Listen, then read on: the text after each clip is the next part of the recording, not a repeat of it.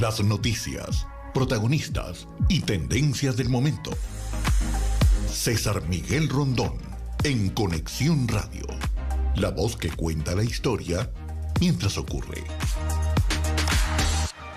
Muy buenos días. Usted está sintonizando en Conexión Radio por Éxitos 107.1 FM, la emisora del sur de Miami, Territorio Éxitos. Usted también nos puede escuchar en su teléfono celular con la aplicación Actualidad Media Group. Esta aplicación usted la puede descargar gratuitamente en su teléfono celular.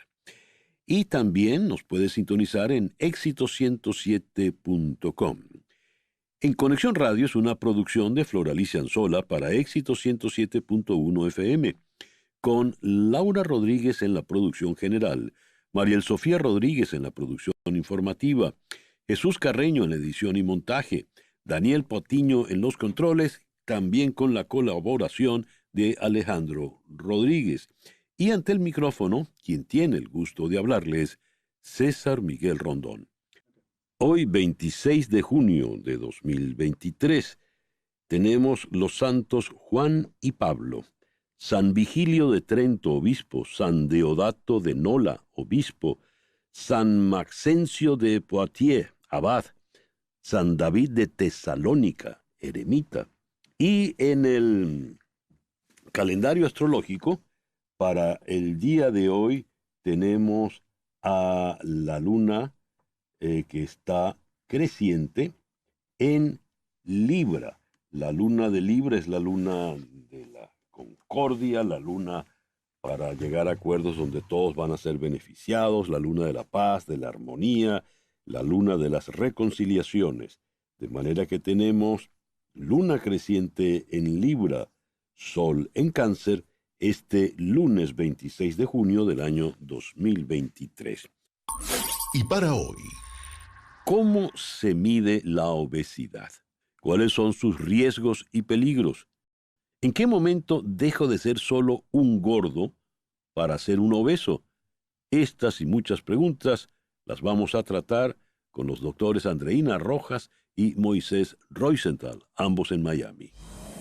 ¿Qué cambia con la nueva ley de medios en Cuba y por qué amenaza el periodismo independiente en la isla? La recién aprobada ley de comunicación pone en blanco y negro la función de los medios estatales, los únicos legales, y deja fuera a la prensa independiente, en una movida que, según expertos, codifica la censura y limita la libertad de expresión de periodistas y de todos los cubanos. Esto lo vamos a abordar en Cuba con Julio Antonio Aliaga, escritor y periodista independiente. Hoy vamos a hablar de la vigencia de la pena de muerte en el mundo, con énfasis evidentemente en los Estados Unidos.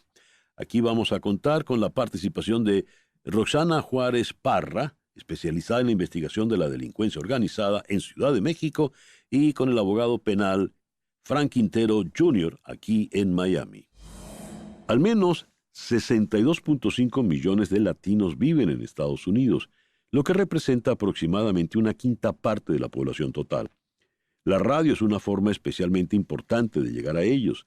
Nielsen descubrió el año pasado que el 97% de los latinos mayores de 18 años escuchan radio AM o FM al menos una vez al mes.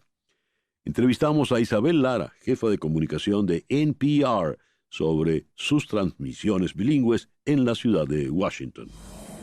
El gobernador Ron DeSantis firmó un proyecto de ley que impedirá a ciudadanos de Venezuela, Cuba, China, Rusia, Irán y Corea del Norte comprar propiedades ubicadas a 20 millas o menos de una instalación militar, plantas de energía, sistemas de telecomunicaciones, puertos o aeropuertos en el estado de Florida.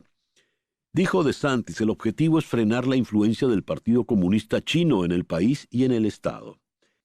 La ley HB 1355, firmada por DeSantis, perjudica especialmente a las personas de estas nacionalidades, repito, de Venezuela, Cuba, China, Rusia, Irán y Corea del Norte, que no sean residentes ni ciudadanos estadounidenses y quieran comprar una propiedad en Miami-Dade.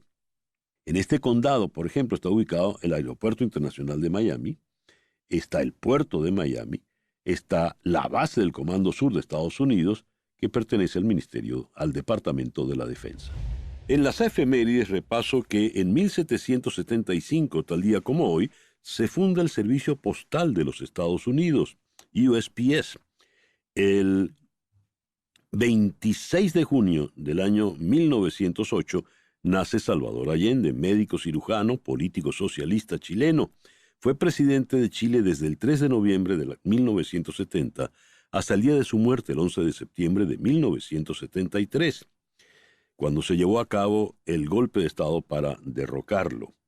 El 26 de junio de 1945, en San Francisco, California, se firma la Carta de las Naciones Unidas y el Estatuto de la Corte Internacional de Justicia. El 26 de junio de 1963, el presidente John Fitzgerald Kennedy pronuncia su célebre discurso en Berlín, Ich bin ein Berliner, soy un berlinés. Y ese mismo día, en 1961, se da la sublevación militar contra el gobierno de Rómulo Betancourt en la base naval de Barcelona, conocido como el Barcelonazo.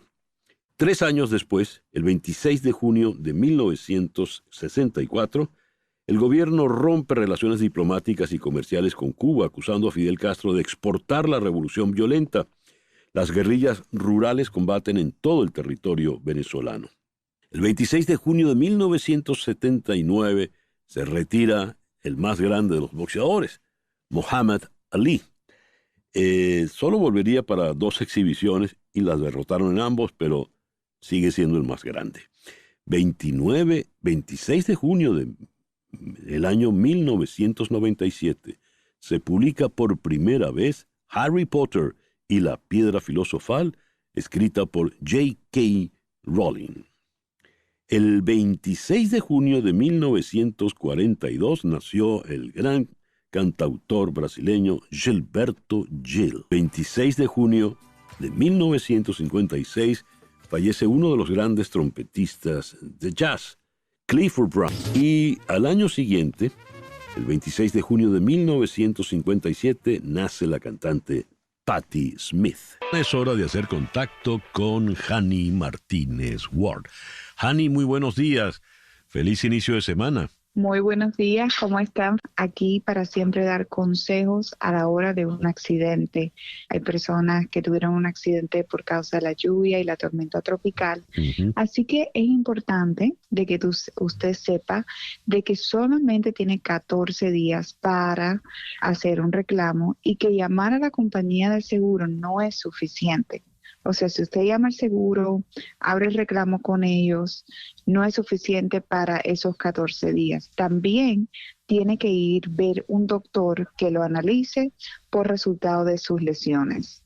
Así que no hable con el seguro, le recomendamos que nos llame a nosotros para poderle guiar durante el proceso legal y también buscarle un doctor que pueda velar por sus lesiones. Hani, ¿por qué es importante buscarte a ti y a tu oficina y no a cualquier otro abogado de accidentes? Es importante porque nosotros somos especializados en accidentes. Número 1, cuando la compañía de seguro, usted dice, mi abogada es Hani Martínez Ward, el grupo legal es Hani Martínez Ward. Ellos saben que tenemos una cantidad de abogados sin números. Eso es importante.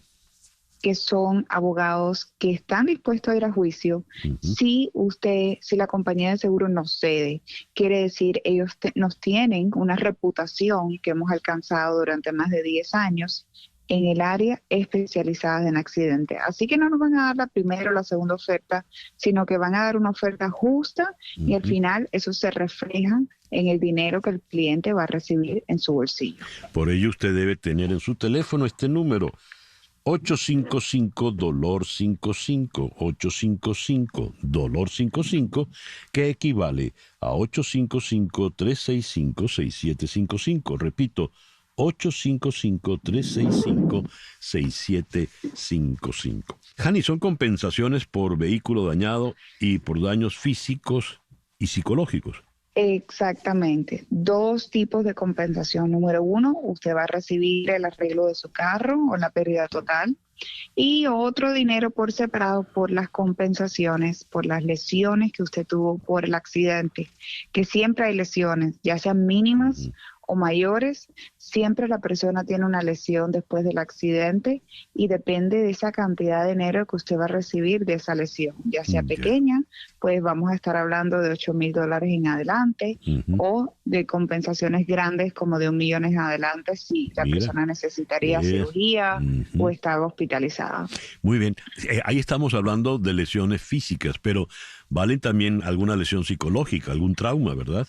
Exactamente, eso es parte también de las lesiones, no solamente como tú dices, las físicas, pero también las psicológicas. Y nosotros le buscamos un doctor, un psicólogo, un psiquiatra que pueda ayudarlo a sobrepasar un accidente que puede ser bien traumático emocionalmente. Claro que sí. Por ello, anota el número 855-DOLOR-55, que equivale a 855-365-6755. Muchísimas gracias, Hani. Muchas gracias. El editorial con César Miguel Rondón.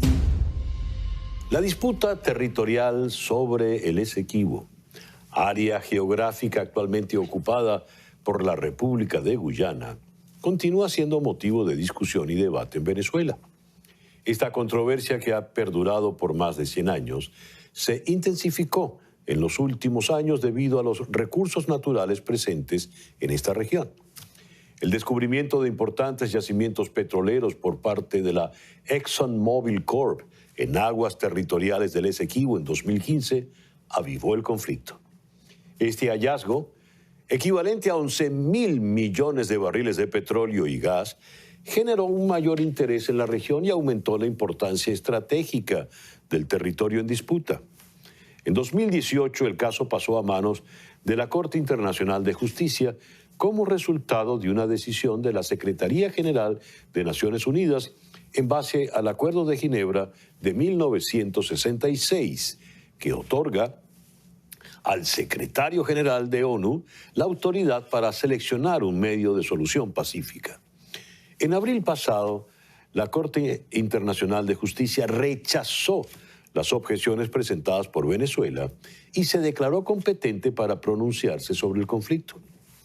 Con una votación de 14 jueces contra 1, el tribunal confirmó que continuará con audiencias sobre el fondo de la disputa territorial.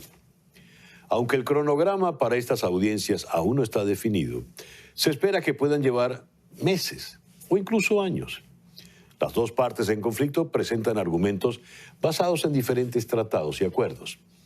Guyana defiende un límite territorial establecido en 1899 en una corte de arbitraje en París, mientras que Venezuela sostiene que el Acuerdo de Ginebra de 1966, firmado con el Reino Unido, establece las bases para una solución negociada y desconoce el arbitraje anterior.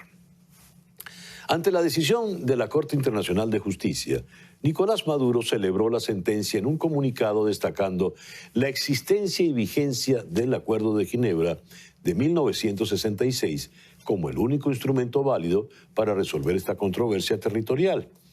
Mientras que el presidente de Guyana, Irfaan Ali, expresó optimismo respecto a la decisión que tome la Corte, esperando que se confirme el límite internacional de larga data de su país. Después de errores y desaciertos, indiferencia y apatía, se requiere del conocimiento de expertos y de apasionados estudiosos de la ley para poder fortalecer el argumento que presentará Venezuela. No se trata ya de un asunto entre políticos en campaña, es nuestro territorio y atañe a todos los venezolanos. Por eso, en medio de este conflicto, la Universidad Católica Andrés Bello en Caracas ha ofrecido su apoyo al gobierno venezolano en la preparación de la defensa que el país debe presentar ante la Corte Internacional de Justicia. Es esperanzador y urgente. La universidad pide participar en este esfuerzo y ofrece el conocimiento sobre numerosas investigaciones realizadas por instituciones públicas y centros académicos que confirman la solidez y validez de los títulos históricos y jurídicos de Venezuela sobre el territorio esequibo y reconoce la vigencia del Acuerdo de Ginebra de 1966 como el único instrumento válido para resolver la controversia. Es tiempo de dar valor a la sociedad civil y sus actores. No es tiempo de politiquería ni engaños. El Esequibo es nuestro, hagamos que valga el Acuerdo de Ginebra de 1966. Una pequeña pausa y ya regresamos en Conexión. Vamos entonces con nuestro foro en el día de hoy, #ObesidadUSA. Según leo acá en CNN, Estados Unidos es en la actualidad el país con más personas con obesidad del mundo, según la Organización Mundial de la Salud.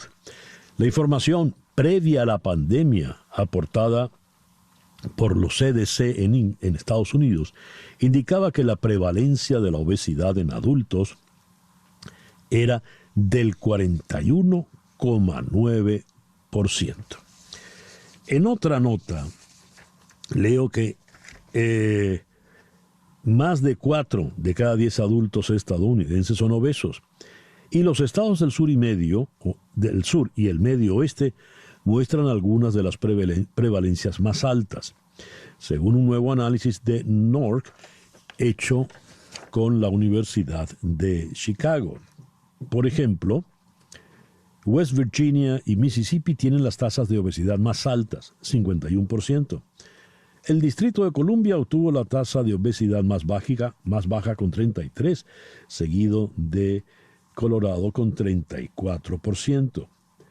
Y un detalle, porque esto afecta también otros aspectos y no necesariamente el de la salud de manera exclusiva. La obesidad afecta de manera desproporcionada a los estadounidenses negros e hispanos, según el análisis. Pues bien, abordemos todo esto, porque es importante, porque es muy delicado, porque la obesidad está asociada con la hipertensión, las enfermedades cardiovasculares, los accidentes cerebrovasculares y tantos otros males que pueden causar una muerte prematura. En la ciudad de Miami está la doctora Andreina Rojas. Ella es especializada en endocrinología, diabetes y metabolismo. Andreina, muy buenos días. Muchísimas gracias por acompañarnos en la mañana de hoy. Hola, buenos días, César Miguel. Y nos acompaña también aquí en Miami el doctor Moisés Roisenthal, especializado en radiología vascular e intervencionista. Moisés, muy buenos días. Muchísimas gracias por sumarte al foro en esta mañana. A ti por la invitación, César Miguel. Gracias. A ver, ¿qué es obesidad? ¿En qué momento una persona deja de ser gorda para ser obesa? Comencemos con la doctora Andreina Rojas.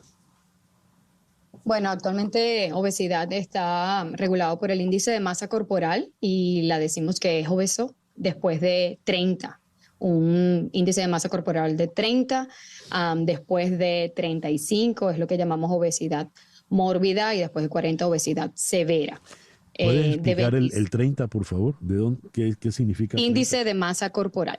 Uh-huh. ¿Y qué es el índice de masa corporal? ¿Cómo se mide eso? Es una medida que se saca en cuanto a la altura y el peso. Y está básicamente influenciado también por las razas, porque si ponemos a ver, hispanos usualmente no somos tan altos o tendemos a tener un índice de masa corporal un poquito más alto. O hay cierta gente que no les gusta medir la obesidad con el índice de masa corporal, pero actualmente es la mejor medida que tenemos para catalogar obesidad. Y cuando dices 30, ¿qué estás diciendo? Obeso es a partir de 30, un índice de masa corporal normal es a partir de 19 a 24.9. Exacto, ¿19 qué? Es la medida entre el peso y la altura. Muy bien, ¿qué hago? Tomo la altura y la divido por el peso. ¿Cómo funciona? Ajá, es un cálculo que se hace entre la medida el tejido graso y la altura correspondiente al peso de cada adulto y mujer. Se califica en cuanto a mujer y hombre. Van a haber diferentes rangos y es la medida en cuanto al grado de grasa en la altura con el peso.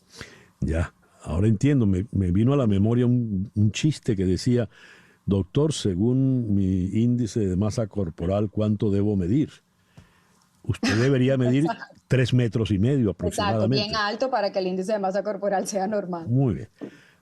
Sabiendo esto, el índice de 30 ya pasa a ser peligroso.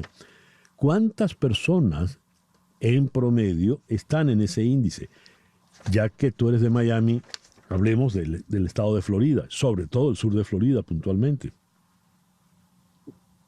Más 38% de las personas en Florida tienen un BMI o índice de masa corporal mayor de 30. ¿Por qué? Bueno, porque si ponemos a ver, nuestra mayor población van a ser hispanos. En este caso, no tenemos un grado de altura tanto. El índice de masa corporal va a ser mayor en estos pacientes. Hispanos y, como tú dijiste, negros son la gente que tiene mayor grado de obesidad y pues en el estado de la Florida tenemos una gran cantidad de hispanos. Pero la población afroamericana no es precisamente bajita. No, pero digo acá en Florida, hispanos es la mayoría. Bien, hablábamos con la doctora Andreina Rojas en Miami y también tenemos en Miami al doctor Moisés Rosenthal. Moisés, cuando leí lo de el alto índice de manera desproporcionada de obesidad entre negros e hispanos, pensé que se trataba de una categoría, es una categoría racial. Y por alguna razón la asocié con temas como la pobreza. ¿Tiene que ver o no? Moisés. Sí, sin lugar a dudas tiene que ver con los hábitos de la población. Y lamentablemente en los Estados Unidos, en todas partes del mundo, pero en los Estados Unidos, los hábitos alimenticios son muy malos por el estilo de vida que se vive en Estados Unidos, por la facilidad de acceder a comida chatarra, a comida barata, a comida accesible tristemente en cualquier parte, donde en su época, después de la Segunda Guerra Mundial, se financió básicamente a los productores de trigo, de carbohidratos procesados, etcétera, y se mantiene, digamos, esa actitud de política gubernamental donde la alimentación sana no es promovida y donde tristemente las grandes compañías, por hacer mucho dinero, venden comida muy barata, obviamente de muy mala calidad. La población negra, la población hispana y en general, digamos, la población americana que tiene acceso a comida chatarra muy barata, que trabajan horas extras, que su ingreso y su horario y su sedentarismo no los ayuda a tener una vida, digamos, saludable, comiendo esta comida de poca calidad, muy procesada, muy barata, donde todos los días vemos en el metro, en los autobuses, en las autopistas, promociones de compañías como, bueno, no voy a mencionar muchas, pero la que todos estamos acostumbrados a ver, hamburguesas baratas, comida refrita, pasta y pizza por todos lados. Obviamente la gente la va a comer. Y sin darse cuenta, pues bueno, pasan por todos los cambios metabólicos que hacen que se acumule la grasa y que, como dice Andreina, pasan a ser, por una fórmula establecida, personas con obesidad, y esas personas con obesidad tienen riesgo cardiovascular, riesgo de demencia temprana, riesgo de cáncer, etcétera, etcétera. Hablaba el doctor Moisés Rosenthal. Floralicia tiene una pregunta. Sí, quería preguntarle a Andreina, ¿cuáles son las enfermedades asociadas a la obesidad, particularmente aquí en Estados Unidos, en base a lo que se conoce hasta ahora? Las principales enfermedades van a ser diabetes, enfermedad cardiovascular Y para recordarte, pues, que la enfermedad cardiovascular es la primera causa de muerte aquí en los Estados Unidos. El impacto que tiene la obesidad sobre la salud es increíblemente grande. Además de estas, pues, hipertensión, enfermedad en las articulaciones, osteoartritis, obesidad, pues, es una de las principales causas de todas estas. Pero yo diría enfermedad cardiovascular y diabetes son las primeras. Pero me llama la atención, osteoartritis, ¿por qué? Degeneración de las articulaciones por el peso. Acuérdate, el extra peso en las rodillas, en las caderas. Esta gente a la final pues tienen hasta incluso que necesitar reemplazos de rodillas o reemplazos de cadera, pero por el grado de obesidad mórbida que tienen. Cuando dices enfermedades cardiovasculares, ¿cuáles son estas? Todas. Infarto y accidentes cerebrovasculares, las primeras. Ya.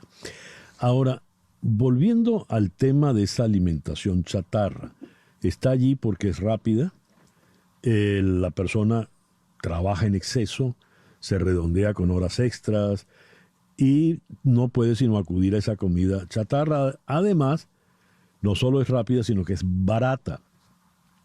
Muy bien, siendo que esa persona, por su circunstancia muy particular, individual, de su ingreso social, su responsabilidad familiar, no puede llevar otro ritmo de vida, está condenado a ser obeso. Le pregunto a Moisés Rosenthal.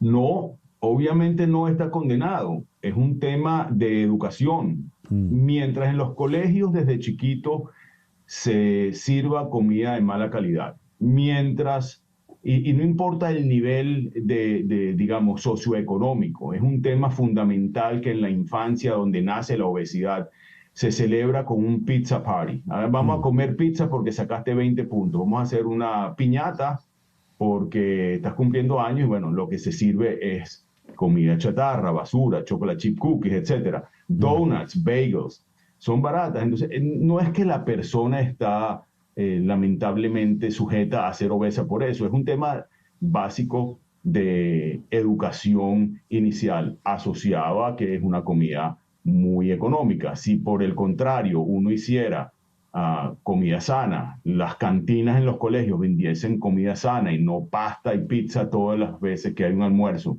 en el colegio o un desayuno, no les sirven donuts y bagels, cualquier estrato socioeconómico va a estar va a tener menos probabilidad de tener obesidad en un futuro. Obviamente la causa de la obesidad, unos dicen que tiene un componente genético importante, otros dicen que tiene un componente social donde uno se desenvuelve. Yo creo que es la suma de todas las cosas y es ahí donde yo me involucro en el manejo de estas cosas. Yo manejo complicaciones de obesidad por muchos años en el sistema cardiovascular. Yo destapo arterias todos los días en pacientes diabéticos, en pacientes hipertensos, y muchos de esos pacientes son obesos. Muchísimos son obesos. Hoy en día estoy involucrado en un protocolo de biopsia de hígado, por ejemplo, para hígado graso. ¿Tú crees que a esos pacientes se les ha hablado de cómo mejorar su hígado graso con la nutrición? No. La compañía farmacológica lo que está es inventando una nueva pastilla para mejorar el hígado graso. No se le está hablando que el hígado graso se mejora bajando los carbohidratos procesados, comiendo comida sana, más proteína, una dieta balanceada y haciendo ejercicio. Te lo digo yo porque sufrí de hígado graso y me curé de esa forma. Entonces, después sacan una intervención la cual yo hago para mejorar la producción, disminuir la producción de grelina, que es la hormona del hambre, se llama embolización bariátrica, para que el paciente tenga menos hambre. Ahora estamos usando rutinariamente las nuevas medicinas para inyectar subcutáneo, para mejorar la cantidad de comida que uno come. Es decir, tratar la consecuencia, que es lo que se enfoca tristemente a las compañías farmacológicas y la medicina, no es la verdadera solución. La verdadera solución a una persona que tiene acceso a comida chatarra, barata, con cantinas llenas de bagels y donuts, la solución es la educación y la disponibilidad de comida sana en la calle, barata, y educación básica para nosotros los médicos no tener que terminar indicando todos los días Ozempic, o todos los días una cirugía bariátrica o un bypass gástrico, o tratar la consecuencia de un problema que no se abordó desde la infancia. Habla el doctor Moisés Rosenthal. Vamos a hacer una pequeña pausa y vamos a regresar luego de la pausa comercial con nuestro foro de hoy, #ObesidadUSA. Y ya que lo pusiste de ejemplo, Moisés, al regreso vamos a hablar de tu ex hígado graso. ¿De acuerdo? Muy bien. Ya regresamos en Conexión Radio. Una pausa y regresamos con César Miguel Rondón en Conexión Radio. Regresamos entonces a nuestro foro #obesidad USA. Tenías tú una pregunta precisamente. Sí, bueno, tú ibas a hablar del hígado graso con el doctor, pero es que siendo pues nuestro invitado de hoy especialista en el tema de la radiología, el término vascular e intervencionista, quería preguntarle si nos podría describir cómo se ve una vena, las venas de una persona obesa, y cómo se puede describir un corazón de un obeso.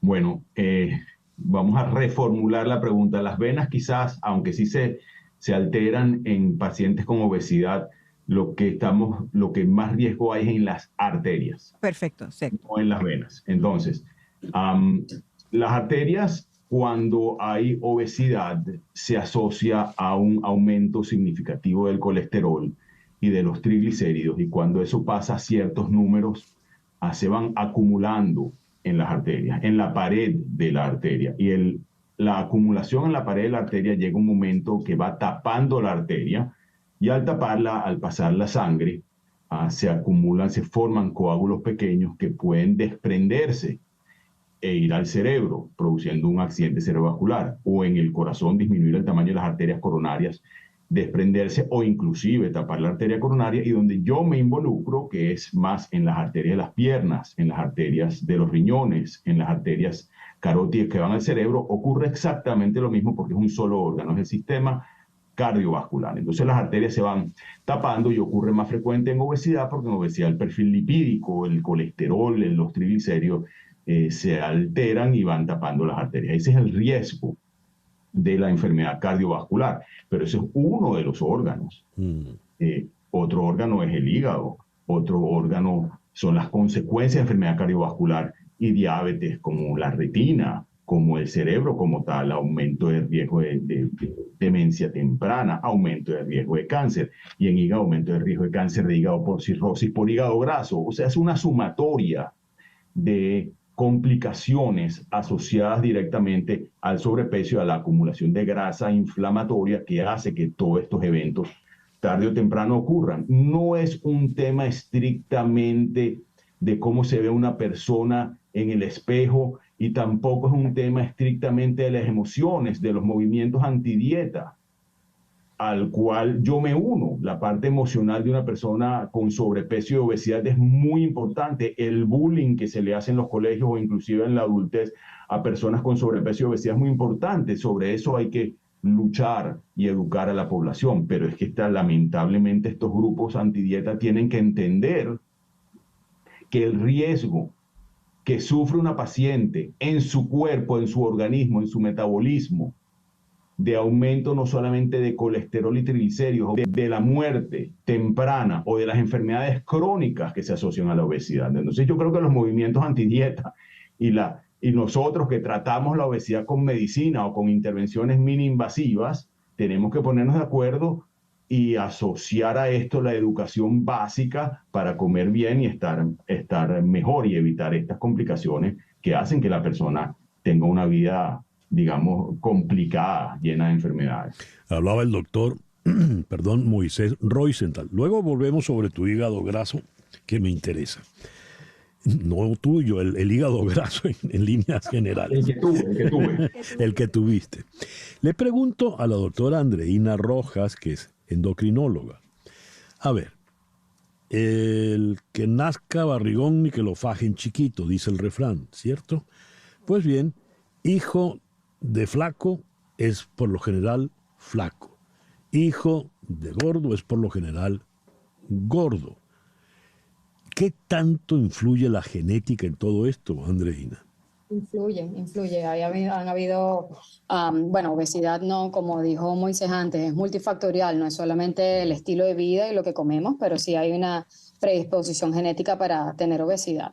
Hay veces tú ves a estos pacientes y ellos claramente te dicen, yo he sido gordito toda mi vida y he luchado con mi peso toda mi vida. Esto no es solo relacionado al mal hábito que tienen de comer, que probablemente sí debe haber en la familia cómo fueron criados y lo que comen, pero sí hay una predisposición genética donde hay una desregulación de los niveles de apetito. Esta gente realmente es muy difícil controlar el apetito, no encuentran saciedad y comen más de lo usual. Es por eso que llegamos a recurrir a estas drogas o que el proceso de obesidad se vuelve crónico, porque son gente que han tratado miles de cosas toda la vida, toda la dieta que tú me nombres, estilos de ejercicio, y no logran perder peso. Pero sí, hay una asociación genética para obesidad. Fíjate, Andreina, te cito esto que nos escribe Carmen María Figuera Rosales. Conozco personas que toman agua y engordan, y otras que se comen el McDonald's o Pizza Hut y son delgadas cual palillo.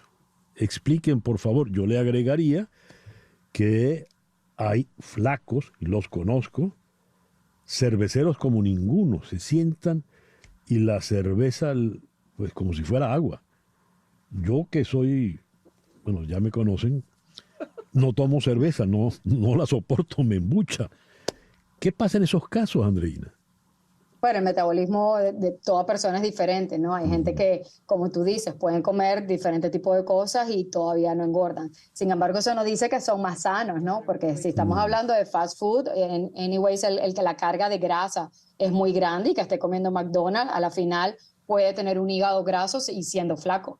Yo no estoy muy de acuerdo de que esa comida vaya a ser lo ideal, aunque no tengan sobrepeso. Pero sí, la gente que te dice que toma agua nada más o que tiene una ingesta calórica muy poca y con todo y eso aumenta de peso, el metabolismo básicamente está muy lento, tienen resistencia a la insulina y en cualquier cosa que ellos coman, pues no les permite perder peso. En resumen, no porque te veas flaco estás sano. Exactamente. Puedo decir lo mismo al revés. No porque te veas gordo estás enfermo.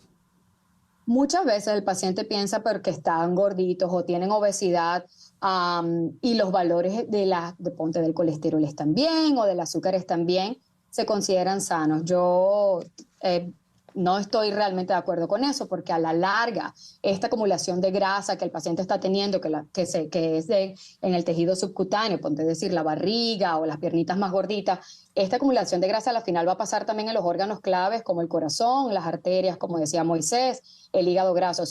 Toma tiempo muchas veces para que haya un valor de azúcar alto o de colesterol alto cuando el paciente tiene obesidad. Muy bien. El interés que tengo por el hígado graso, Moisés, es porque es muy frecuente y en un principio se entendía que esto era irreversible. Una vez que usted tenía hígado graso, pues tenía que ver cómo lo cuidaba a lo largo de su vida. ¿Cómo fue tu experiencia, por favor? Bueno, primero no soy hepatólogo. Existen médicos hepatólogos encargados del tratamiento del hígado graso y sus complicaciones. Pero, sí, pero vamos a hablar desde el tuyo. Sí, pero exacto, hablemos del mío porque estuve bajo control con hepatólogos en Caracas. Ajá. Bueno, ¿qué pasa? Se va acumulando grasa en el hígado. La grasa en el hígado poco a poco, y yo no era obeso, yo tenía algo de sobrepeso. Pero bueno, como tú dijiste, uno no, siendo flaco no tiene que estar necesariamente sano y siendo gordo no tiene que estar necesariamente enfermo. Hay muchas personas de ambos bandos. Pero bueno, en el hígado graso se acumula la grasa. El problema de la grasa en el hígado es que tarde o temprano puede producir cirrosis. Es una causa frecuente de cirrosis hepática después del alcohol y la hepatitis. Y si ya hay cura de hepatitis, pues bueno, ya hoy en día la primera causa o cercano a la primera causa de hígado graso es la obesidad. Pero donde la cirrosis es el hígado graso y su causa principal es la obesidad. Eso tiene que quedar muy claro porque la cirrosis termina tristemente muchas veces en cáncer de hígado. La primera causa de cáncer de hígado es la cirrosis. ¿Cómo se previene? Evitando que se acumule grasa en el hígado. ¿Qué se hace si ya uno está diagnosticado con hígado graso, como estuve yo diagnosticado hace muchos años? Pues bueno, si uno va a recurrir a pastillas, no es el tratamiento ideal, no estás tratando la causa, estás tratando la consecuencia. El tratamiento del hígado graso es básicamente eliminar la acumulación de grasa no solamente en el hígado, sino en el abdomen. y se hace comiendo sano y haciendo ejercicio con un estilo de vida saludable. Los nutricionistas, expertos en balancear una dieta para una persona con cualquier enfermedad asociada al sobrepeso, la diabetes o el hígado graso, van a ajustar todos los nutrientes para que uno no acumule grasa en el hígado.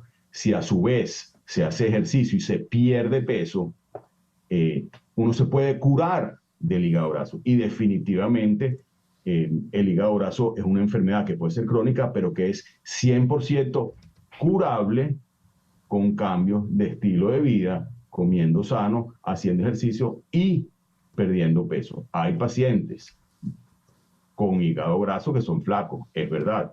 Entonces, bueno, hay que buscarle la causa. Quizás esos pacientes comen bien, etcétera, y tienen un problema patológico distinto. Ok, welcome, bienvenido a las medicinas nuevas. Pero si tú ves la inmensa mayoría de los pacientes con hígado graso, su principal problema es el sobrepeso, su principal problema es la obesidad, terminando en hígado graso, que tarde o temprano altera la función del hígado, sube las transaminasas, termina en cirrosis, y la cirrosis termina en cáncer de hígado, cosa que es absolutamente prevenible hoy en día. Flor Alicia. Sí. Andreina, quería preguntarte en relación a la diabetes, entiendo que eres especialista en el tema. Háblanos un poquito más en el caso de las mujeres, ¿qué ocurre con la diabetes? Bueno, mujeres y hombres. La obesidad pues va a llevar a que tus números de azúcar empiecen a elevarse. Realmente la causa principal de obesidad va a ser resistencia a la insulina, que pasa muchísimos años antes de que el paciente tenga incluso el azúcar alta. Y esto está relacionado pues al estilo de vida, un alto consumo de carbohidratos y asociado al sedentarismo. Ya una vez que el paciente le empiezan a decir, mira, el azúcar está elevada, estás en el rango de prediabetes, siempre la entrada inicial o tratamiento inicial va a ser cambios en el estilo de vida, disminuir carbohidratos, hacer ejercicio, actividad física, consumo de agua. ¿Por qué? Porque a la larga al paciente le cuesta muchísimo hacer estos cambios, y cuando no se lleva a esto es cuando empezamos a decir, mira, ya estás en diabetes, hay que empezar medicina. Y en mi experiencia, que es lo que veo todos los días, es muy difícil para el paciente cambiar el chip acá en el cerebro, ¿no? Cambiar tu estilo de vida, decir, voy a reducir mi cantidad de carbohidratos, voy a ser activo. ¿Por qué? Bueno, porque tienen un estilo de vida que lo han tenido, qué sé yo, por los últimos 40 años y se vuelven diabéticos. Entonces ya cuando están en el rango de diabetes, ahí empezamos a introducir medicinas y empezamos a 2, 3, hasta que llegamos a inyecciones de insulina o de las nuevas medicinas para diabetes. Pero justamente, perdón, Andreina, te preguntaba por la mujer porque tenía curiosidad si afectaba el funcionamiento hormonal en el caso de las mujeres. En las mujeres jovencitas, diría yo, o sea, que están menstruando, la obesidad tiene una influencia grande en el síndrome de ovarios poliquísticos. Estas chicas, al tener resistencia a la insulina, dejan de menstruar por 3 meses, 6 meses, incluso 1 año. Y no es sino hasta que pierden peso que podemos mejorar sus menstruaciones. Sí, síndrome ovario poliquístico en chicas jóvenes, la relevancia con la obesidad es muy, muy alta. Gracias. Me llamó mucho la atención el comentario que hizo el doctor Rosenthal. Y esta última pregunta, ya para cerrar nuestro foro, quisiera, se la dirijo a los dos. El medicamento, nosotros le llamamos tradicionalmente en español, sobre todo en el español de los padres y abuelos míos, es decir, en el Pleistoceno superior, a los medicamentos les llamábamos remedios. Es decir, dada un malestar, una enfermedad, he aquí el remedio para esa enfermedad. Moisés Rosenthal nos habla de cómo tenemos medicamentos que están surgiendo para equilibrar o evaluar los daños que pueda dejar, por ejemplo, el hígado graso. Medicamentos que están allí para contrarrestar los efectos dañinos que deje algún mal, alguna enfermedad. Entonces son medicinas, mas no remedios. ¿Qué sería lo lógico para enfrentar la obesidad? Andreina Rojas. Bueno, lo lógico o la entrada, la primera línea de tratamiento para la obesidad es absolutamente cambios en el estilo de vida. Actividad física, disminuir el carbohidrato, disminuir las grasas saturadas, quitar el sedentarismo. Yo pienso que el estilo de vida que llevamos ahora, incluso con más tecnologías, con más redes sociales, la gente cada vez es menos activa y el ejercicio tiene un impacto fundamental en la obesidad. Pero definitivamente la dieta va a ser el primer factor que afecta la obesidad. Yo en lo particular pienso que muchísima gente ha tratado por años de tratar de cambiar el estilo de vida y muchas veces no lo logran porque obesidad es un poco más complejo y ahí llegamos al punto en donde hay desregularización del apetito. Estos pacientes necesitan un poco más de ayuda y no solamente va a ser simplemente con la dieta y el ejercicio, es cuando tenemos que introducir drogas para ayudarlos a perder más peso. Muchísimas gracias, Andreina. Moisés, tienes entonces ya la palabra de cierre. Adelante. Bueno, yo creo que, y yo hice el borde de obesidad justamente por lo complejo que es la enfermedad. Hacer una intervención para quitar el hambre o cortar el estómago para que el paciente pierda peso, como lo dice Andreina, es mucho más complejo que eso. Y por eso me involucré directamente hoy en día en el tratamiento de la obesidad. No es solamente tratar la consecuencia, es tratar la causa. Cuando uno ve un paciente obeso que viene a la consulta para someterse a una intervención o para recibir tratamiento, ese paciente ha intentado las 1001. Ese paciente ha intentado todas las dietas, dieta keto, dieta vegana, dieta whatever, y han hecho ejercicios y les cuesta perder peso. Es allí donde yo creo que hay que utilizar la ciencia. Es allí donde yo creo que hay que utilizar los recursos que tenemos hoy en día para bajar el apetito, como dice Andreina, para tener más saciedad, y para que una vez que uno tenga ese empujón, pueda entonces entrar en un cambio de estilo de vida. Y a mí me preguntan, bueno, pero siempre hay que utilizar medicina, siempre tienes que operar al paciente. No, pero si llegan a mi consulta, por alguna razón es. Y el 90% de mis pacientes solamente con intentarlo no les va muy bien. Por el contrario, con las nuevas drogas, porque hay muchas drogas para obesidad y sobrepeso que venimos utilizando hace muchísimos años, con las nuevas, los GLP-1 agonistas, son unas drogas que ayudan a tener menos apetito y que se vacíe el estómago más lento. Finalmente pareciera haber algo más de ayuda para entrar en lo que claramente dijo Andreina, en un cambio de estilo de vida y hacer ejercicio. Yo creo que la sumatoria de todas las cosas, un cambio de estilo de vida menos sedentaria, saber qué comer, saber qué no comer, horarios de comida y, cuando es necesario, usar medicinas o terminar en una cirugía bariátrica, van a lograr que esta epidemia, no solo en Estados Unidos, mencionaste obesidad USA, realmente es una epidemia mundial, pueda mejorar. Obviamente es un problema multifactorial y suena fácil decirlo, pero no lo es. Moisés, muchísimas gracias por haber estado con nosotros hoy. Gracias a ti por la invitación, César Miguel. Muchísimas gracias, Andreina, por habernos acompañado hoy. Muchísimas gracias, César Miguel. Andreina Rojas, endocrinóloga, y Moisés Roisenthal, radiólogo vascular e intervencionista, ambos en Miami. 10:22 de la mañana, una pequeña pausa y ya regresamos en Conexión Radio.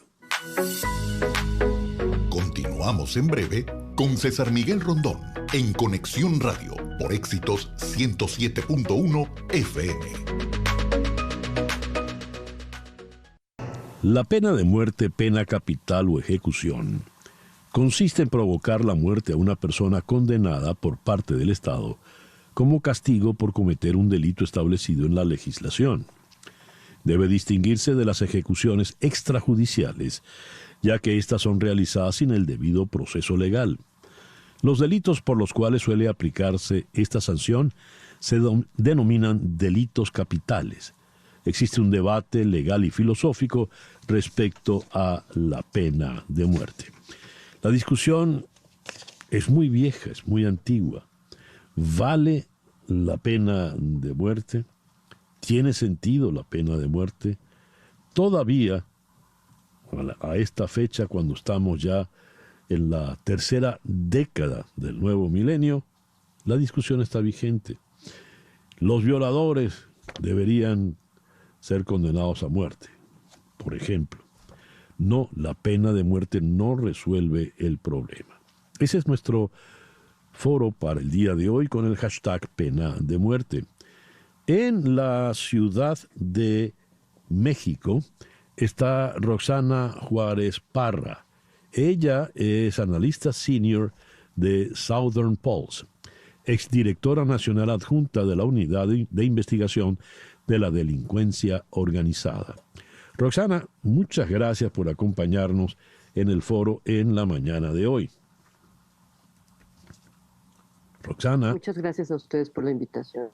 Gracias. Y en la ciudad de Miami está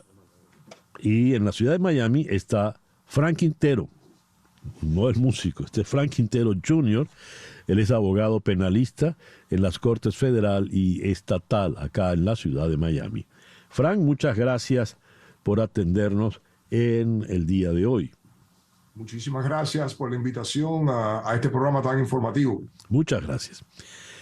Roxana, le pregunto a usted, vamos a comenzar.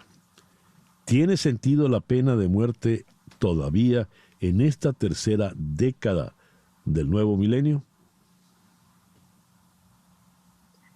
Bueno, a mí me parece que es una posición, digamos, del Estado muy cuestionable hoy en día, porque estamos hablando de que entonces todas las estructuras, digamos, institucionales que históricamente se han ido construyendo en los países democráticos como Estados Unidos, como prácticamente todo el continente americano, no estarían haciendo frente a un tema de justicia. Si ya tenemos esta construcción democrática de instituciones legítimas que deberían de proporcionar justicia, ya me parece que la pena de muerte es como una cuestión, bueno, muy antigua, como usted lo acaba de decir, porque, bueno, a ver, en Estados Unidos tiene una historia desde 1600, hay una serie de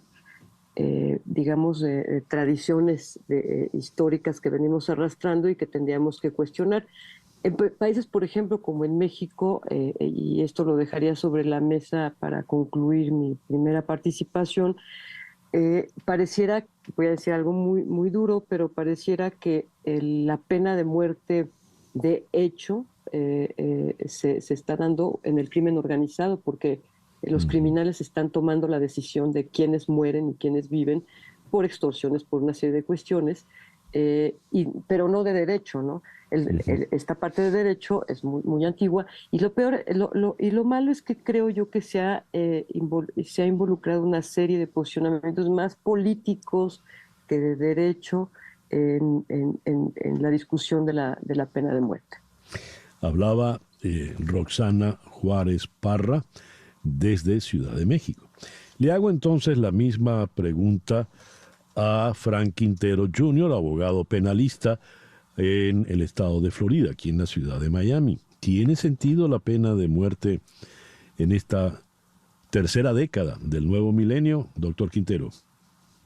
Bueno, la pregunta tiene dos tipos de contexto. Si miramos la pena de muerte de una forma de remover de la sociedad individuos que han cometido crímenes horribles, en ese sentido tiene un propósito.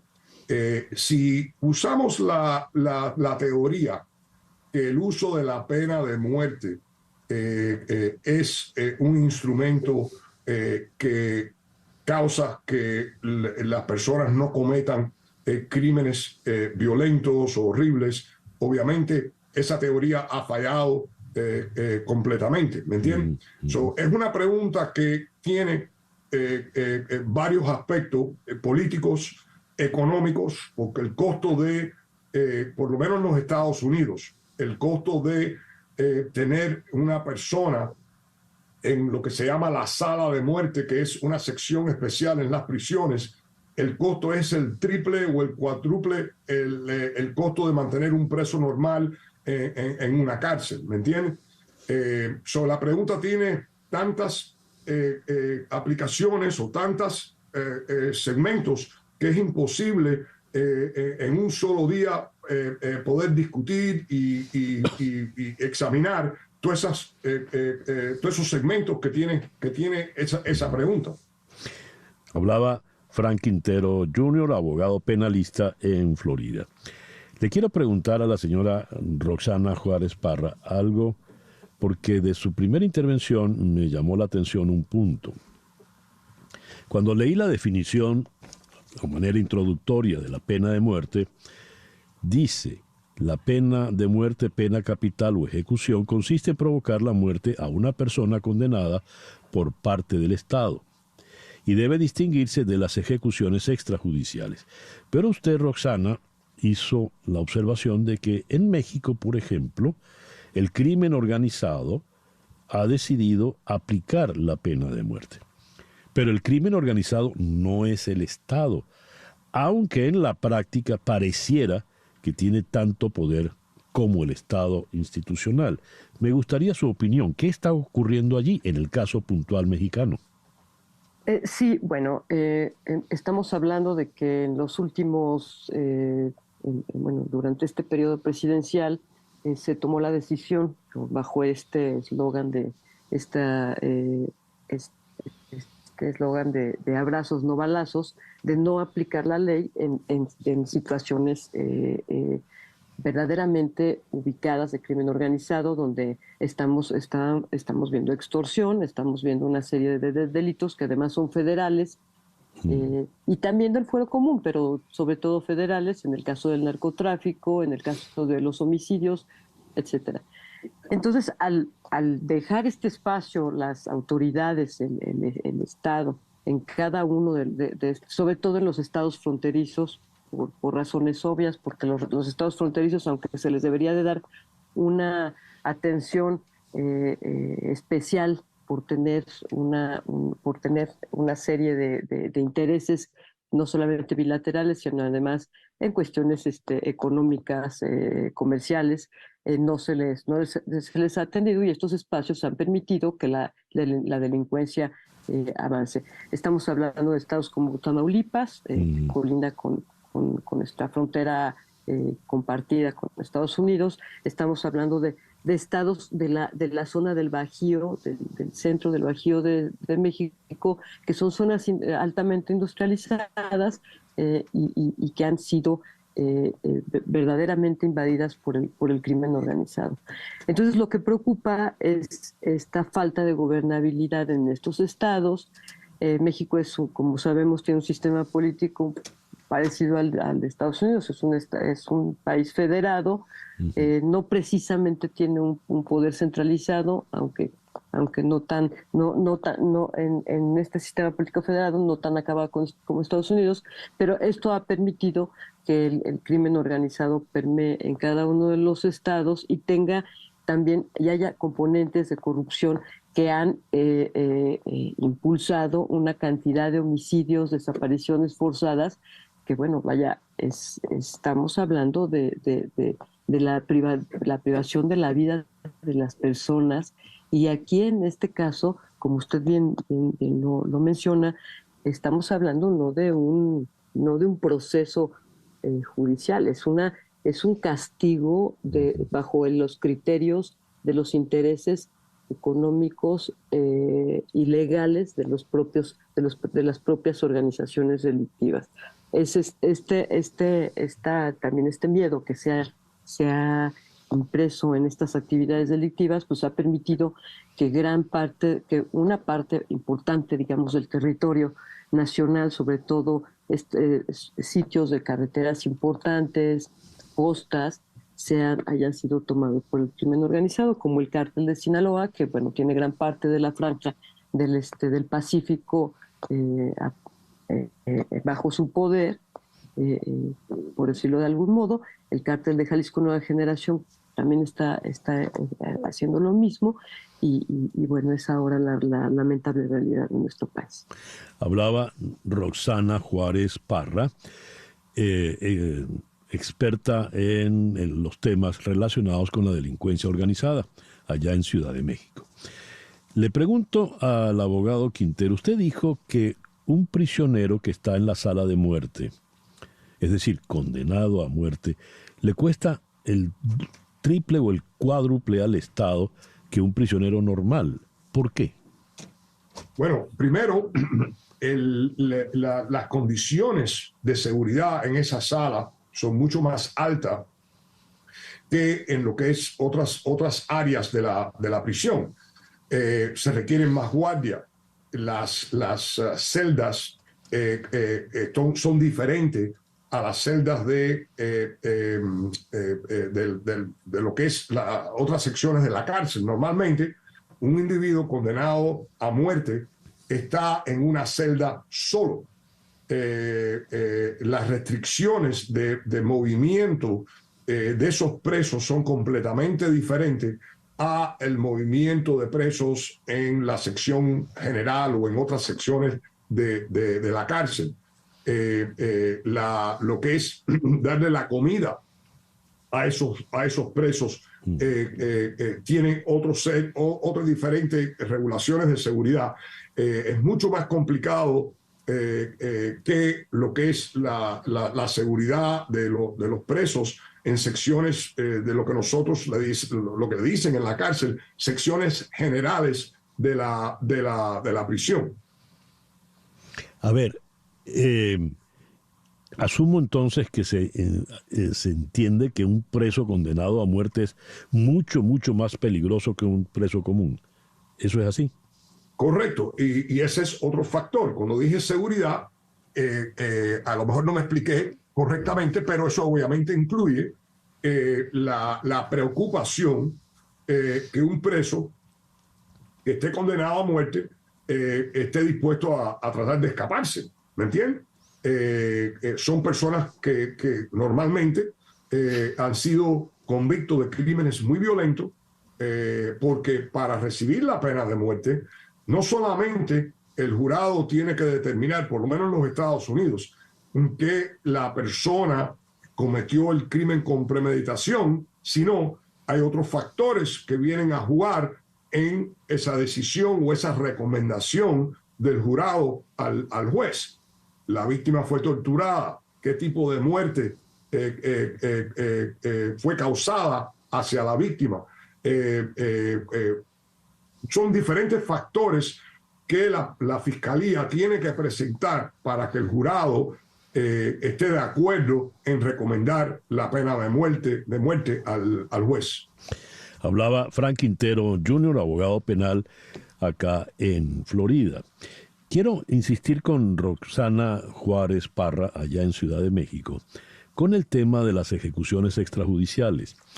Le quiero poner un ejemplo. En Venezuela no hay pena de muerte. En Venezuela la pena máxima son 30 años de cárcel. Sin embargo, la Corte Interamericana de Derechos Humanos, la misión observadora de Naciones Unidas, más la Corte Penal Internacional en La Haya, están haciendo investigaciones precisamente porque se han llevado adelante cualquier cantidad de ejecuciones extrajudiciales, y eso es lo que se está investigando. ¿Cómo queda a efectos de la pena de muerte como concepto de castigo jurídico, de castigo penal, este tipo de ejecuciones extrajudiciales? Bueno, a mí me parece que la diferenciación entre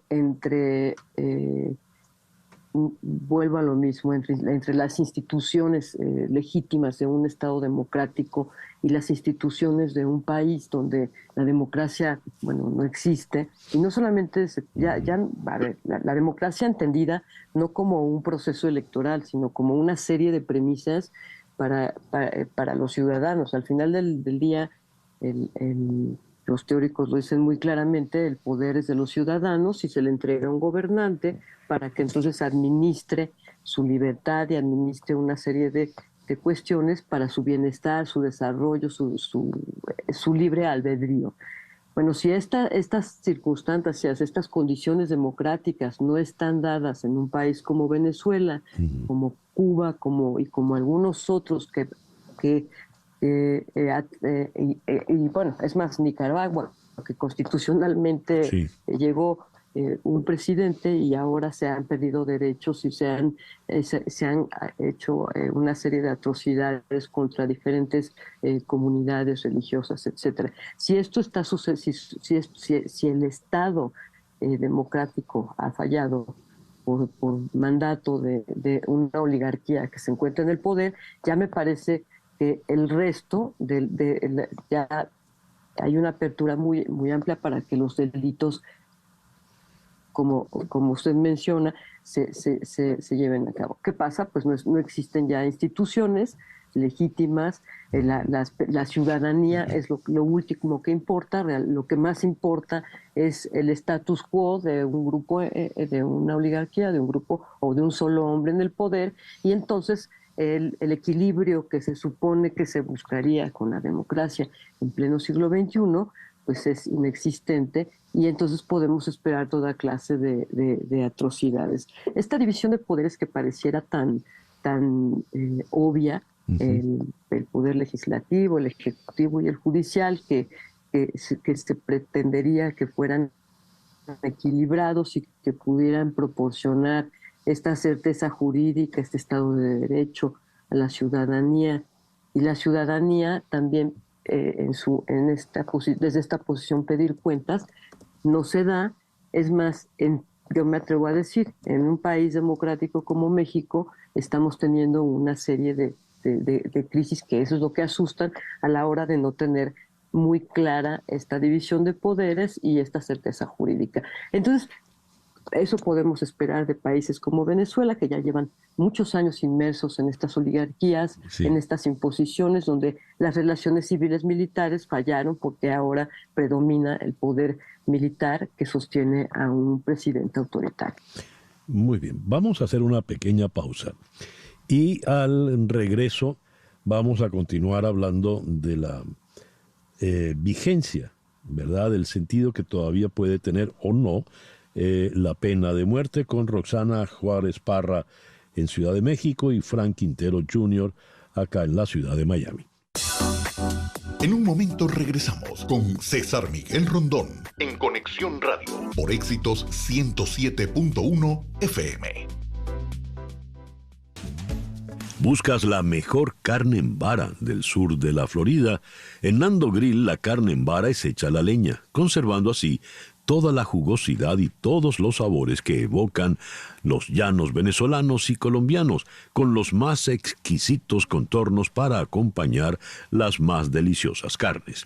Y viernes, sábados y domingos, música en vivo, arpa 4 y maracas, joropo llanero. Visítanos en nuestras sedes de Doral, Westchester y Homestead para que disfrutes la mejor carne en vara del sur de la Florida. Nando Grill, donde el sabor del llano se siente.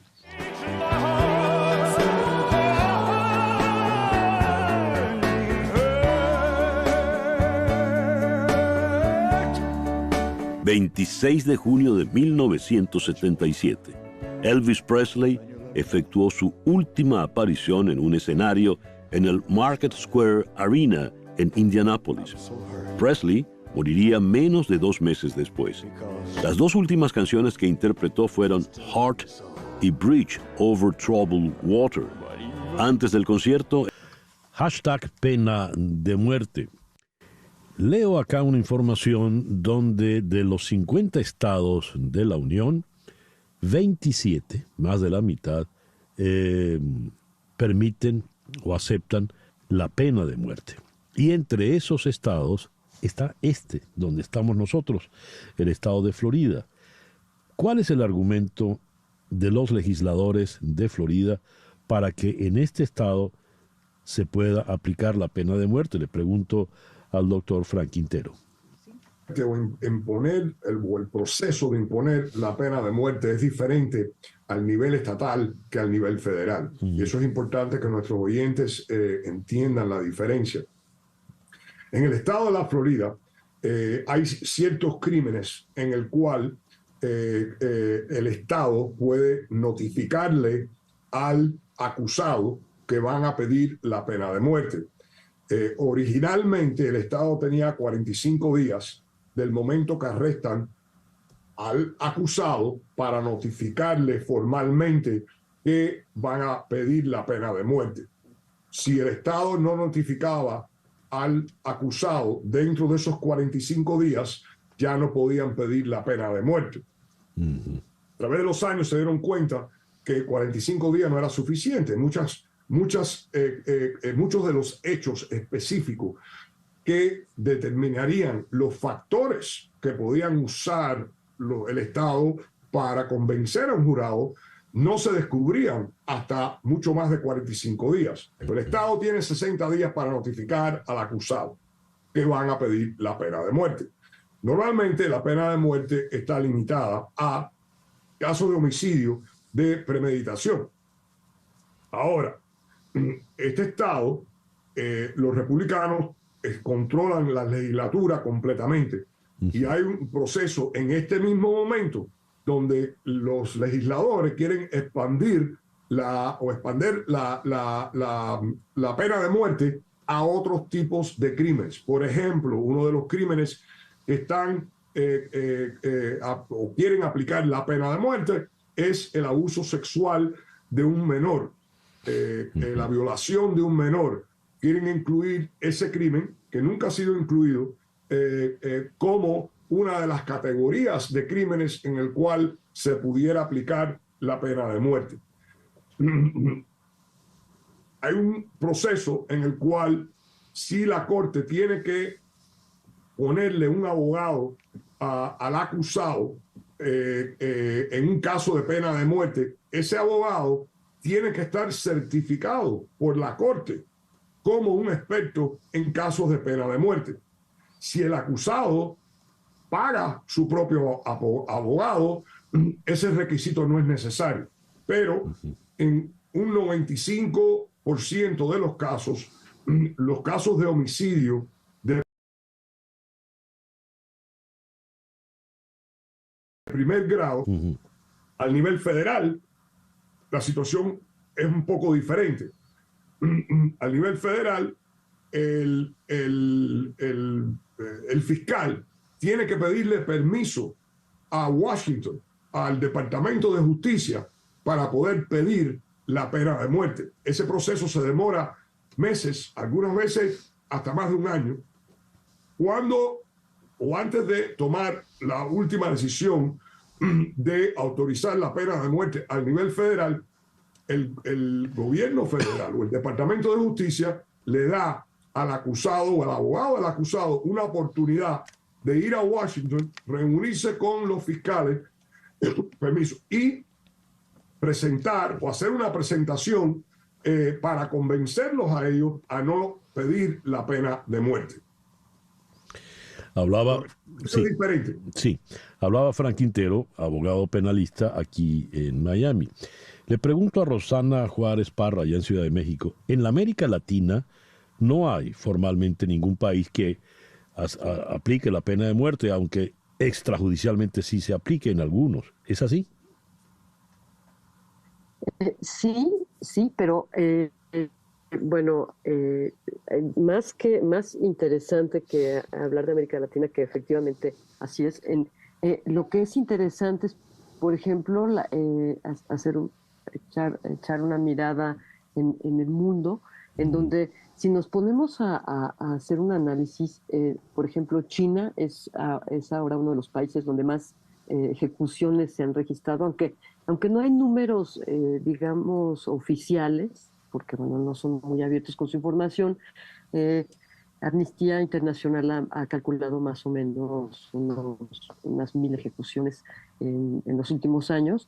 Tenemos países del Medio Oriente. Si nos ponemos a analizar un poco el tipo de países, digamos, que tienen todavía la pena de muerte, pues la mayoría son países del Medio Oriente, muchos países que tienen bueno, vuelvo a lo mismo, un sistema político, digamos, muy poco acabado hacia estos estándares occidentales de la democracia, estos estándares de liberalismo y que se han ido construyendo a lo largo de la historia. Uno de los países es Estados Unidos. Sin embargo, Estados Unidos me parece, digo, lo dijo ya el abogado Franklin Quintero, que es especialista, no lo digo yo, pero en Estados Unidos, aunque existe la pena de muerte, pues no es como estos países que tienen una institucionalidad que no tiene sin una legitimidad absoluta, tiene que pasar por un proceso muy, muy amplio, y además es una de las premisas en el tema judicial que se ha quedado pues, históricamente. Y bueno, si uno revisa la historia de Estados Unidos, uno puede entender por qué está ahí. Como bien decía el abogado, bueno, pues hace los años, en el siglo XVII, bueno, también había una lógica de no tener a los presos tanto tiempo y entonces decidir su destino de esta forma. Entonces, tenemos estos países echando un vistazo por el mundo. Tenemos, por ejemplo, que hay países que sí, como Sri Lanka, han disminuido estos castigos y han construido su sistema judicial de una manera más compleja, lo cual les ha permitido tener una mayor observancia legal antes de tomar la decisión de la pena de muerte. Ahora, otra cosa que yo quisiera agregar, a pesar de que América Latina me parece que tiene con todo y sus tropiezos, tiene algunas democracias más sofisticadas, como por ejemplo en donde desde el siglo XIX ya empezaban a haber una gestación de partidos y esto, y que bueno, permitió también hacer una construcción en el Estado de Derecho. Algo que se me hace muy interesante es que ahora en estas discusiones, con un mundo tan complejo donde hay una serie de homicidios, pero también una serie de discusiones políticas de minorías, sería interesante comenzar a hablar de una multidisciplinariedad para poder hablar de delitos. Por ejemplo, estos asesinatos de personas que entran a un colegio y matan gente, etcétera. Es muy interesante hablar de la permisibilidad de las armas en las personas, pero también hay que hablar de cuál fue el detonante social que llevó a eso. ¿Cuál fue el detonante en la intencionalidad de matar a una persona, volviendo a estas muertes de hecho y no de derecho? Entonces, me parece que estamos en un momento en el que tendríamos que hacer una reflexión mucho más amplia. Sí. Definitivamente la columna vertebral del derecho la llevan los abogados, que están mucho más inmersos en las leyes, pero sí creo que estamos en un momento en el que deberíamos hacer una revisión de una serie de factores en un momento en un mundo tan complejo. Interesantísimo el punto que ha planteado usted. Sí, adelante, Frank, por favor.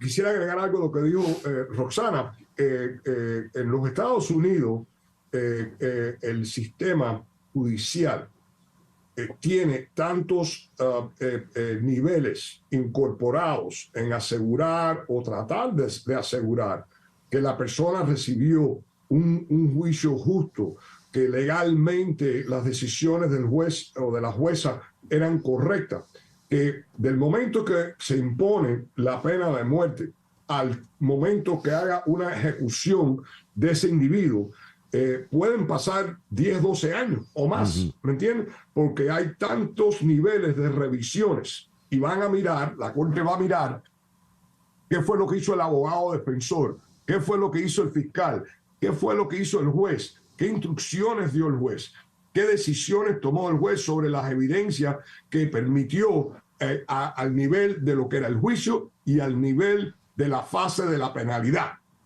Hay una cantidad de niveles de revisiones que tenemos en este país. No somos países como algunos países del Medio Oeste que hacen el juicio, a las 24, 48 horas la Corte de Apelación decide y a los 2 días ejecutan al individuo.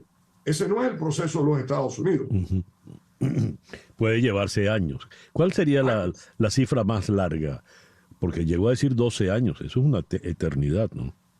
Han habido casos que han durado más de 12 años. Yo dije entre 10 y 12 años es normalmente más o menos el averaje, pero han habido otros casos que han durado 15 años. Caray.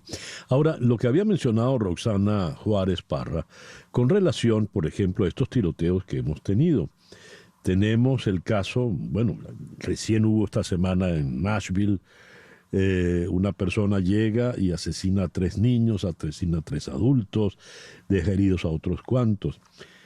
No sabemos qué vaya a ocurrir con esta muchacha porque es un transexual, pero hemos visto que en algunos casos no hay condena a muerte para algunos de los individuos. ¿Por qué? Bueno, como lo digo, vienen a jugar factores que la fiscalía primero tiene que considerar y segundo después un jurado tiene que considerar. La persona estaba mentalmente enferma. ¿Cuál fue la causa de esta persona cometer este crimen tan horrible? Vimos eso en el caso del muchachito aquí en la Florida hace unos meses, que mató a todos los estudiantes en la escuela Parkland. Y el jurado determinó, por lo menos 1 o 2 miembros del jurado determinaron que la forma que ese muchachito lo había crecido, la influencia de las drogas, del alcohol, de la tortura psicológica que los padres le habían causado, era una razón por la cual ese muchacho había actuado en la forma que actuó. Y por eso recomendaron no imponer la pena de muerte. Ahora, vuelvo otra vez, la legislatura está tratando de cambiar lo que es en este momento un requisito legal que el jurado determine en una forma unánime la recomendación de la pena de muerte. Están considerando, aunque la Corte Suprema ha dicho que, de los Estados Unidos, ha dicho que esa decisión tiene que ser unánime, la legislatura del Estado de la Florida en este momento está considerando una ley que permite la recomendación de la pena de muerte con un voto de 10-2. Están cambiando la decisión de la Corte Suprema, o están en el proceso de cambiar la decisión de la Corte Suprema en los Estados Unidos. Y eso va a causar más litigio todavía. Eso va a estar en las Cortes por 5, 6, 7, 8, 9 años. Ya. Estamos ya acercándonos al final del foro. Dije el caso de Haley, la asesina en Nashville, pero ella fue abatida. Sí. Por la propia policía. Por la propia policía, sí. Para cerrar, le dejo la palabra entonces a usted, Roxana. Roxana Juárez Parra, en Ciudad de México. Bueno, para hacer una conclusión de esta participación, su amable invitación, solamente decir que, por ejemplo, en América Latina, volviendo a América Latina, es interesante que todavía tenemos países donde sí hay pena de muerte, pero hay algunos vacíos legales. Por ejemplo, en Guatemala, bueno, de hecho la mayoría de los países se firmaron un protocolo con las Naciones Unidas para abolir la pena de muerte. Todavía en Chile, Brasil o El Salvador se tiene contemplada, pero es una cuestión más en tiempos de guerra, digamos, que se aplicaría en tiempos de guerra. En realidad es algo que no se practica, digamos, ya. Pero bueno, todavía en México, por ejemplo, en las Fuerzas Armadas había pena de muerte en casos disciplinarios o de un asesinato premeditado, etcétera, etcétera. Pero bueno, para concluir, yo lo único que creo es que las leyes y los procesos legales, como ya lo mencionó el abogado Quintero, son cada vez más complejos, sobre todo en estados democráticos como es Estados Unidos. No es tan sencillo aplicar la pena de muerte. Me parece que entre menos sofisticadas instituciones tenga un país democrático, eso también repercute en hacer este tipo de castigos que dejan de lado el derecho humano. Pero sí, en el caso, por ejemplo, de países democráticos, me parece que tendríamos que contemplar esto que de lo que hablábamos, una serie de cuestiones antropológicas, sociológicas, etcétera, para poder hacer juicios mejores. Pero yo sí creo que la democracia y las instituciones, así como la ciudadanía, creo que son los factores más importantes para llegar a hacer una justicia real y bueno, válgame la expresión, justa. Roxana, le agradezco mucho que nos haya acompañado en el foro de hoy. Muchas gracias a ustedes por la invitación. Y al amigo Frank Quintero Jr. aquí en Miami. Muchísimas gracias, Fran, por habernos acompañado en este foro en esta mañana. Gracias, César, por la invitación. Y ya regresamos con En Conexión Radio por Éxito 107.1 FM en Miami. Una pausa y regresamos con César Miguel Rondón en Conexión Radio. El gobernador Ron DeSantis firmó un proyecto de ley que impedirá a los ciudadanos de Venezuela, Cuba, China, Rusia, Irán y Corea del Norte comprar propiedades ubicadas a 20 millas o menos de una instalación militar, plantas de energía, sistemas de telecomunicaciones, puertos o aeropuertos en el estado de Florida. Es bueno notar que si esto tiene que ver con venezolanos, pues más de uno va a resultar afectado. A ver, ¿cuál es el alcance de esta ley y de qué manera puede afectar a venezolanos y cubanos? En la línea telefónica está la periodista de Univisión, María Alesia Sosa. María Alesia, muy buenos días. Gracias por atendernos. Hola César, buenos días, encantada de estar contigo. Bueno, te cuento un poco de esta ley que ha sido súper polémica y también ha generado pues mucho estrés y sorpresa para la comunidad, especialmente venezolana, porque bueno, entre la gente que te escucha seguramente hay gente de Cuba, de Venezuela, no sé si tanto de Corea del Norte, de Rusia ni de Irán, pero entonces vamos a enfocarnos en eso.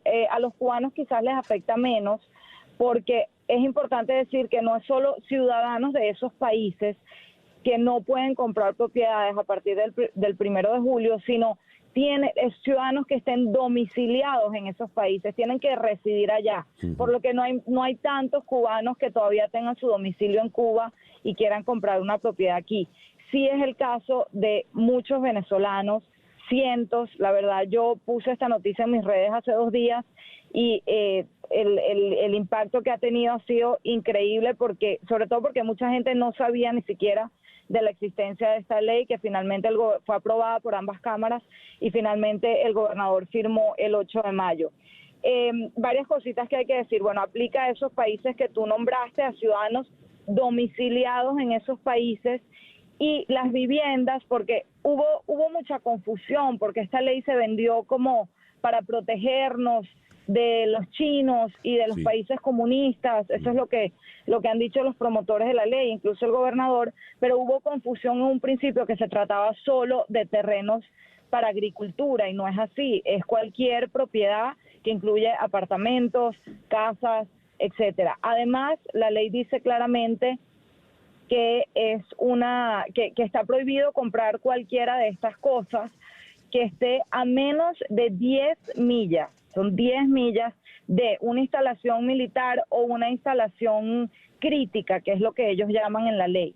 Pero resulta que una instalación crítica incluye puertos, aeropuertos y hasta una planta de tratamiento de agua, por lo que prácticamente todo el sur de Florida estaría incluido en esa ley y en esa restricción, ¿no? Es decir, por ejemplo, el Comando Sur está en Doral. Y en Correcto. Doral vive cualquier cantidad de venezolanos, el 35%, según el último censo, el 35% de la población de Doral son venezolanos, según ese último censo. ¿Qué pasa con ellos? ¿El que ya tiene su propiedad no se verá afectado o no? Exactamente. Bueno, importante decir que esto no aplica para quienes tengan residencia o ciudadanía en Estados Unidos. Si usted ya resolvió su residencia o su ciudadanía, no se va a ver afectado. Recuerden, es para personas que tienen su residencia o domicilio todavía en Venezuela. Como bien decías, Doral es una zona clave y definitivamente está afectada. Las personas que ya tienen su propiedad van a poder mantenerla, pero van a tener que hacer una inscripción una inscripción de la propiedad, registrarla con el Departamento de Oportunidades Económicas, en un registro que, por cierto, ellos no han publicado, todavía no está el formulario ni la forma de registrar la vivienda, no está publicada. Y bueno, nosotros estamos pendientes, por supuesto, de eso, porque ¿qué pasa si no registras tu propiedad? A partir del 31 de enero de 2024, quien no registre su propiedad y tenga residencia en Venezuela todavía y no tenga, digamos, el tema del estatus migratorio resuelto con estas últimas dos cosas que dije, van a tener que pagar multas de $1,000 diarios por cada día que estén tarde en ese registro. Entonces, súper importante para las personas, no solo quienes nos escuchan, quizás tienen familiares que están en Venezuela, que siguen viviendo en Venezuela y que, no sé, César, hace 30 años, 40 años tuvieron la oportunidad de comprar un apartamentico, una casa, algo como inversión o como, digamos, un lugar para la familia aquí afuera en Estados Unidos, aquí en Florida, y esto les afecta. Así que es muy importante que estén pendientes de ese registro. Yo en mis redes sociales voy a mantenerlos informados y si quieren saber cuándo eso salga, estoy recogiendo correos de las personas. A mí me preocupa particularmente una cantidad de personas de la tercera edad, viejitos que quizás tienen propiedades aquí y no saben ni siquiera de la existencia de esta ley porque, digamos, no tienen que estar pendientes de todo lo que se aprueba aquí en Florida y puede llevarlos a unas multas de unas cantidades de dinero exorbitantes y además, si finalmente no pagan la multa por un tiempo, pueden llevarlos a corte y hasta confiscar su propiedad. Ya lo veo. Qué grave, qué delicado esto. María Alesia, mil gracias por atendernos en la mañana de hoy. Un abrazo, César. Saludos. Saludos, María Alesia Sosa, periodista de Univisión, aquí en Miami. Las noticias de este momento en Conexión Radio. ¿Y qué tenemos ahora, Flor Alicia? Bueno, César Miguel, fíjate que investigadores de la Universidad de Ciencia y Tecnología de Hong Kong han descubierto una proteína fundamental que podría proporcionar información valiosa sobre la reversión del envejecimiento utilizando células madres musculares como modelo. Este hallazgo, publicado en la revista científica de biología celular Development Cell, podría allanar el camino para el futuro desarrollo de intervenciones terapéuticas contra enfermedades relacionadas con el envejecimiento y diversas patologías mitocondriales.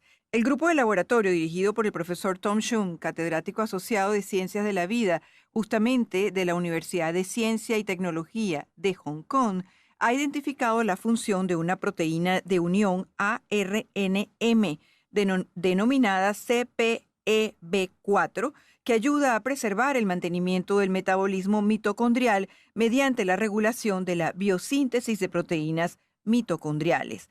Al envejecer, las células experimentan un proceso de senescencia en el que dejan de proliferar, pero no fallecen, desempeñando el papel de células no funcionales que se acumulan en el organismo humano, ocasionando deterioro celular y contribuyendo a las alteraciones asociadas con el envejecimiento.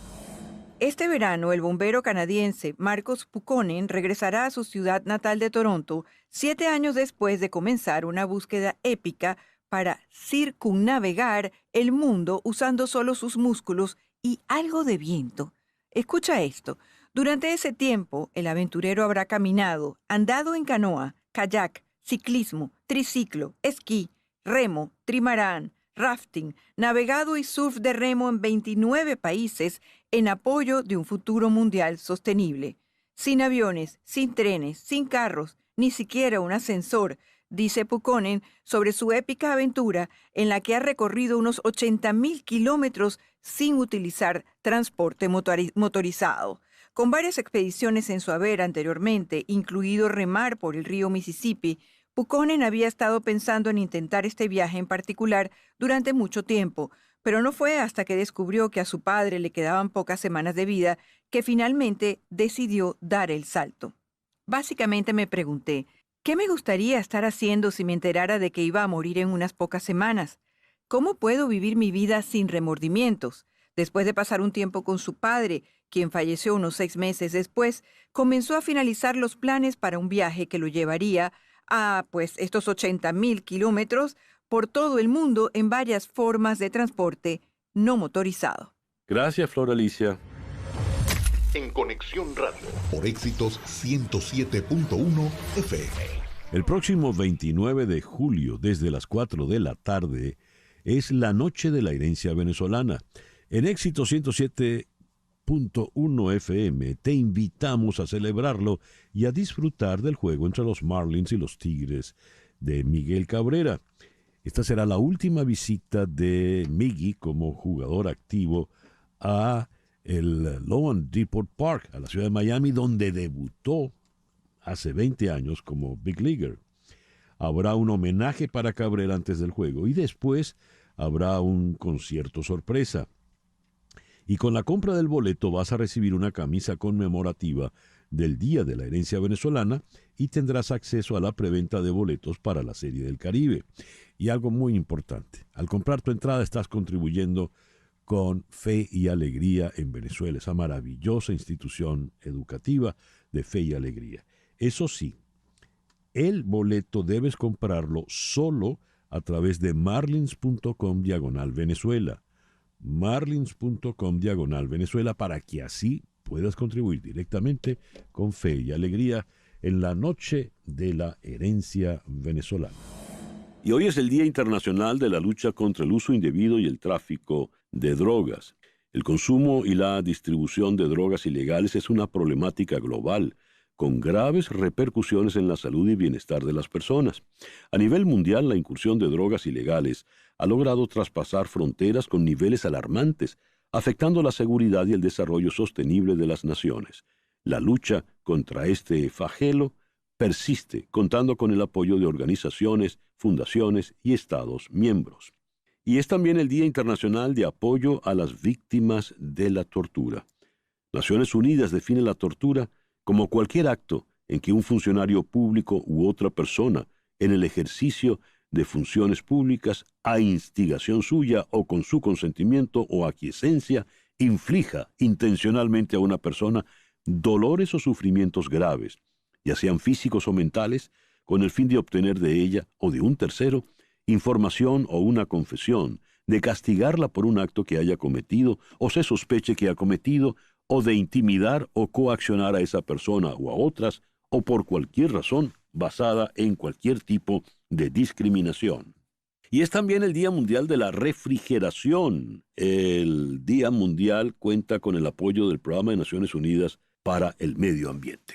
Y bien, así nos vamos ya por el día de hoy. En Conexión Radio es una producción de Flor Alicia Anzola para Éxito 107.1 FM, con Laura Rodríguez en la producción general, Mariel Sofía Rodríguez en la producción informativa, Jesús Carreño en la edición y montaje, Daniel Patiño en los controles con la colaboración de Alejandro Rodríguez.